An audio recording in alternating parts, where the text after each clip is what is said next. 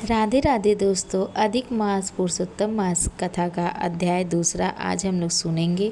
इस कथा को सुनने से हजारों अश्मयुग करने का फल मिलता है, इसलिए पुरुषोत्तम मास में कथा को अवश्य सुने। आइए अब हम लोग सुनते हैं आज की कथा। सूत जी बोले कि जब मैं गंगा तट पर पहुंचा था तब वहां पे राजा परीक्षित को शुक्रदेव जी ने भगवत गीता को सुनाई। वहाँ पे पहुँचने के बाद मैंने भी उस कथा को सुना। तब सभी ऋषि मुनि ने कहा कि हम सब भी उस कथा को सुनने के लिए बहुत ही उत्साहित हैं। आप कृपा करके हमारा मार्गदर्शन कीजिए और हमें यह कथा सुनाइए। तब सूत जी बोले, ये तो मेरा अहोभाग्य है कि मुझे आप सभी को कथा सुनाने का मौका मिलता है। तब सूत जी बोले कि मैं साधारण मनुष्य हूँ, लेकिन आप लोग ये प्रश्न पूछ रहे हैं तो मैं आप सभी को बता रहा हूँ, और जो मैंने अपने व्यास मुनि जी से जो सुना है वही आपको सुनाता हूँ।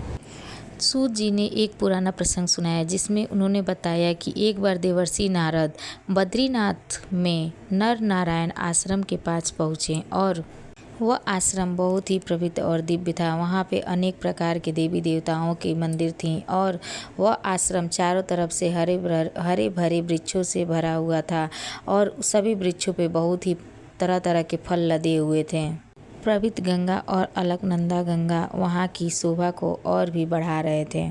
नारद मुनि वहाँ पे पहुँचकर विष्णु भगवान को दंडवत प्रणाम किया और विष्णु भगवान वहाँ पे तप में लीन थे। वहाँ का वातावरण उनके तेज से और ही प्रकाशित हो रहा था और भगवान नारद ने उनको अच्छे से प्रार्थना और स्तुति की। नारद जी ने बोला, हे देवों के देव, हे भगवान विष्णु, आप कृपा के सागर हैं। आपका तप संसार के समस्त प्राणियों के कल्याण के लिए है। कलयुग में जीव अज्ञान में फंसे हुए हैं और उनके कल्याण और उद्धार के लिए आप कोई सरल उपाय बताइए जिसको मैं आपके मुख से सुन सकूं। नारद जी के ऐसी स्तुति को सुनकर भगवान विष्णु बहुत ही खुश हुए और उन्होंने कहा कि आप तो भगवान की सारी लीलाओं को जानते हैं, फिर भी आप हम जीवों के कल्याण के लिए हमसे उपाय पूछ रहे हैं, उनके मोक्ष प्राप्ति के लिए आप हमसे उपाय पूछ रहे हैं। फिर भी मैं यह सब तो बहुत ही उत्तम है। मैं आपको बताता हूँ एक बहुत ही सरल उपाय, पुरुषोत्तम मास का महीना और पुरुषोत्तम मास के महत्व के बारे में।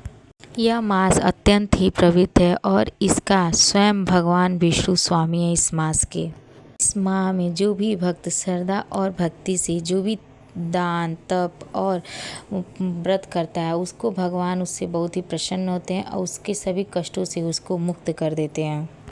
नारद जी ने पुनः प्रश्न किया कि हे भगवान विष्णु, हे साक्षात नारायण, मैंने तो हर महीने सुने हैं, लेकिन ये पुरुषोत्तम मास कौन सा महीना है, इसके देवता कौन है? आप पुनः कृपा करके हमें विस्तार से बताइए। इस माह के क्या नियम है, इसमें क्या करने चाहिए और भी जो भी इसका नियम है हमें आप कृपा करके बताइए।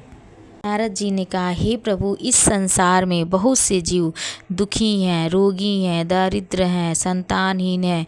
उन सभी के कष्ट को दूर करने वाला कोई सरल उपाय हमें बताइए। नारद जी पूछ रहे हैं।